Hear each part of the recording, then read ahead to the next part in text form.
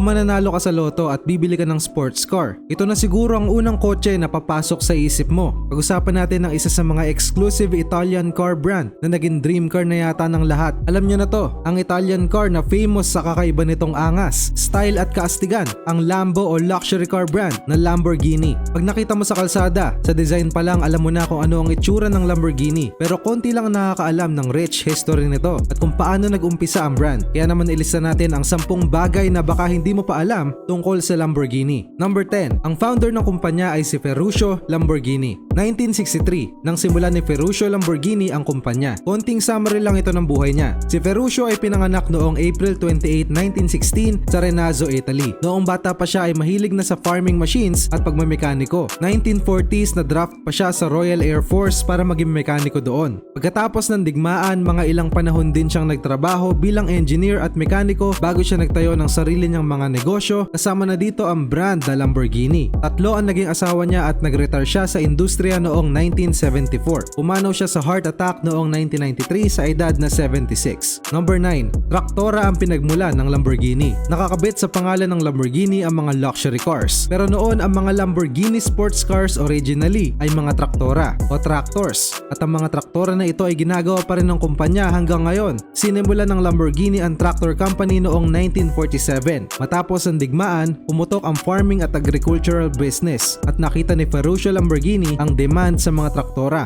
Ginamit niya ang alam niya sa paggawa ng military vehicles na pangdigma at kinonvert niya sa paggawa ng mga farming vehicles gaya ng una niyang traktor na ginawa, ang Carioca Tractor.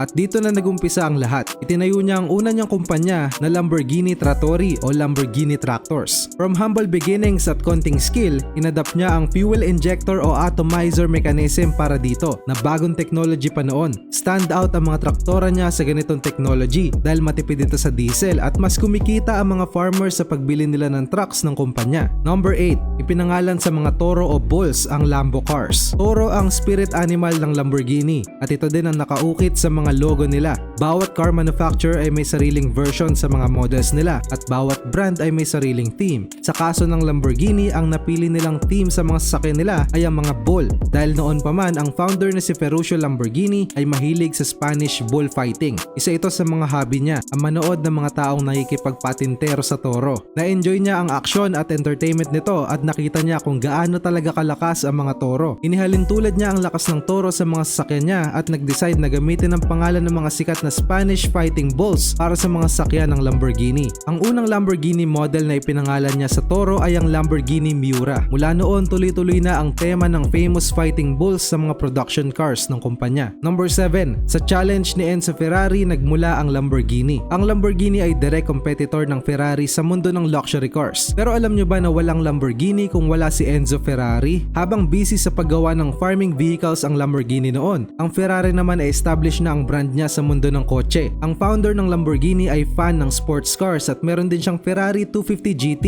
Isang problema daw di umano sa Ferrari ay ang clutch. Napansin niya na substandard ang ginamit na clutch ng Ferrari at hindi niya yun nagustuhan at nasira pa ito habang ginagamit niya. Kaya naman kinausap niya si Enzo at nagkainitan silang dalawa. Galit na galit si Enzo Ferrari nang pinuna siya ni Ferruccio at sinabi niya na dapat manatili na lang siya sa paggawa ng mga traktora kaysa problemahin pa ang paggawa nila ng sports cars. At ayon nga sa legend, pinersonal ni Ferruccio Lamborghini ang statement ni Enzo at nag-decide na gumawa ng sarili niyang sports car para patunayan ang punto niya. Ang maliit na alitang ito ang nag-kickstart sa Lamborghini sports cars na kilala natin ngayon. Number 6, may mga kakaibang models ang Lamborghini. Ang Lamborghini ay perceived na isang high-performance luxury grand tourer sports car. Pero hindi lang ito ang style na ginawa ng Lamborghini sa paglipas ng taon. Meron din mga kakaibang modelo ang Lamborghini bukod din syempre sa traktora. Meron din ginawang SUV ang Lamborghini, ang Lamborghini LM002. Combined off-road speed at luxury ang atake nila dito. Sa panahong yon, Land Rover lang ang halos kapantay nito pero nakabenta lang ang brand ng 301 vehicles. Number 5, 16 years ang tinagal ng Lamborghini Countach production. Isa sa mga pinakamatagal ng model lineup ng Lamborghini ay ang Lamborghini Countach. Unang nilabas noong 1974 at ang kumpanya ay nag-manufacture pa din ito hanggang 1990. Kahit karamihan ng Lamborghini cars ay pinangalan sa mga toro, isa ito sa mga exception. Maraming translations ang salitang Countach at galing ito sa Piedmont dialect na isang expression ng surprise. Sinasabing nakuha nito ang pangalan ng nakita ni Nuccio Bertone ang unang sketches ng Lamborghini design. Si Nuccio Bertone ay isang automobile designer at constructor. Nang makita niya ang sketches, sumigaw siya ng Countach. Pinasikat ng Countach ang wedge shape ng mga sports cars. Ang innovative sa design ay ang cab forward design kung saan mas malapit ang mga pasahero sa harapang bahagi ng sasakyan. Naglalaan ito ng mas maraming space para sa dambuhalang makina nito sa likuran. 8 ang naging models ng Lamborghini Countach. Ang LP500 prototype, Countach LP400, Countach LP400S, Countach LP500S, Countach LP Turbo S, Countach 5000 Quattro Valvole, 25th anniversary Countach at ang Walter Wolf Countach. Ang Walter Wolf Countach ay ginawa originally ng isang Canadian businessman na si Walter Wolf. Dahil hindi siya satisfied sa makina ng kanyang LP400 Lamborghini, nagpa-customize siya ng isa na may mas malakas na makina. Parang isang tune-up Lamborghini. Isa para sa kanya at nabenta ang dalawa sa private buyers. Overall, nakagawa ang kumpanya ng 2,042 units ng Lamborghini Countach at 16 years ang tinagal ng production nito.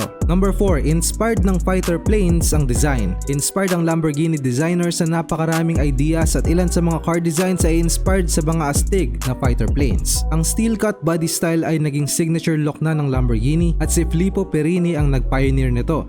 Sinabi ni Perini na inspired siya sa mga particular na fighter planes gaya ng F-22 at B-2 aircrafts. Nakikita niya habang ginagawa niya ang Lamborghini Aventador. Number 3, sakto lang ang Lamborghini engine sa mga speedboat. Perfect din sa mga speedboats ang mga makina ng Lamborghini. Medyo kakaiba kung iisipin, pero ang V12 engine nito ay nakakabit din sa mga luxury boats gaya ng Riva Aquarama. Ang famous na may-ari ng nasabing luxury boat ay walang iba kundi si Ferruccio Lamborghini. 20 years niyang ginamit ito bago ibenta sa kanyang kaibigan at marami ding records ang binasag nito. Sinabi din ng Lamborghini na importante ito sa kanyang lifestyle aspect at naging leader sila sa speedboat market dahil sa maalamat na makina. Ang concept nila na ilagay sa mga bangka ang makina ng Lamborghini ay successful at nagustuhan ng mga tao. Gumagawa pa rin ng Lamborghini ng mga V12 luxury boat engines hanggang ngayon para sa mga offshore powerboat racing. Number 2, Lamborghini ang gumawa sa unang Viper engine. Sinasabing isa sa mga nagpasikat sa pangalan ng Lamborghini ay ang paggawa nito ng kauna-unahang Viper engine. Dinevelop nila ang Dodge Viper noong late 1980s. Ang kumpanya ng Dodge noon ay ayaw pumayag na regular lang ang ikakabit na makina dito. Kaya naman kinausap nila ang Lamborghini para gawa ng Dodge Viper ng aluminum prototype engine. Hindi man itong prototype ang ginamit sa production, makikita pa rin ang prototype na ito hanggang ngayon na nakatago sa Detroit, Amerika. Number 1, Volkswagen Group na ang may-ari sa Lamborghini. Lamborghini pa din ang pangalan, pero ang brand ay nasa kamay na ng Volkswagen Group. Ang kumpanya ng Lamborghini ay nakaranas na ng maraming ups and downs sa negosyo at isang panahon muntik pang malugi. Nirescue sila noon sa pagkalugi ng isang American company na kung tawagin ay Chrysler noong 1987. Inacquire naman ito ng isang Indonesian investment group noong 1994 at noong 1998 under na sila ng Volkswagen Group na pinamamahalaan ng Audi subdivision. Ang union ng Audi Volkswagen Group ang nagpapanatiling buhay sa legacy ng very iconic na Lamborghini. Please share this video kung nagustuhan mo at i-comment mo naman ang feedback mo sa baba. Maraming salamat sa panonood.